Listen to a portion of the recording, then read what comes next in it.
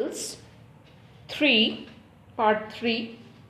This is about TUT and we are starting it again because we completed the first part. Carter tried to loosen the reasons the sun can beat down like a hammer that far south in Egypt. For several hours he set the mummy outside in blazing sunshine, but nothing budged. He reported that the consolidated material had to be chiseled away to free the king's remains. Carter, in his defense, said that he had no choice if he hadn't cut the mummy free. Thieves most certainly would have dodged the guards and ripped it apart to remove the gold. Tut was buried with all his lavish belongings. To separate Tut from the adornments, Carter's men removed the mummy's head and severed nearly every major joint. Archaeology has changed since then, focusing less on treasure and more on the fascinating details of life and intriguing mysteries of death. It also uses more sophisticated tools. In 1968, more than 40 years after Carter's discovery, an anatomy professor x-rayed the mummy and revealed a startling fact that beneath the resin that caked Tut's chest, his breastbone and front ribs were missing. King Tut's demise was a big event, even by royal standards, as he was the last heir of his family.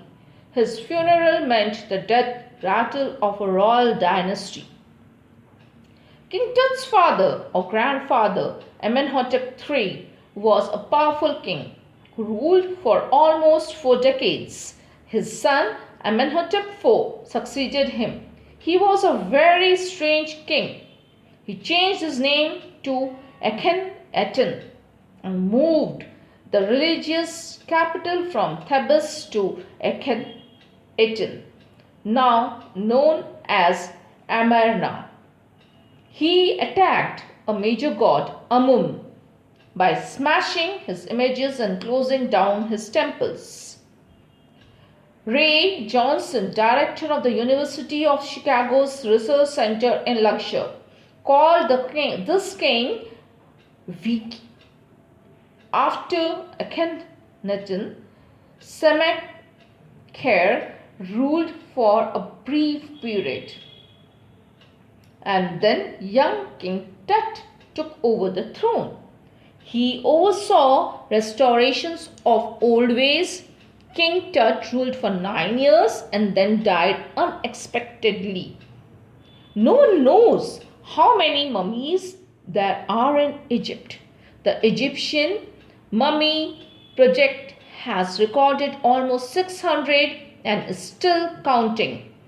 King Tut's mummy was the first mummy to be CT scanned by a portable scanner donated by National Geographic Society in Simmons. Tut's entire body was scanned. On the night of the scan, workmen carried him from the tomb and rose on a hydraulic lift into the trailer that held the scanner. There were problems. The costly scanner could not function properly because of sand in the cooler fan. But all the hurdles were crossed, and after the scan, the king was returned to his coffin to rest in peace. The CT scan showed an astonishing image of Tut and his entire body. Very clearly, Zahi Hawass was relieved that nothing had seriously gone wrong. As the technicians left the trailer, they saw the star constellation which the ancient Egyptians knew as the soul of Osiris, the god of the afterlife. They felt as if the god were watching over the boy king. So, this is all about the last hire of Egypt, TUT.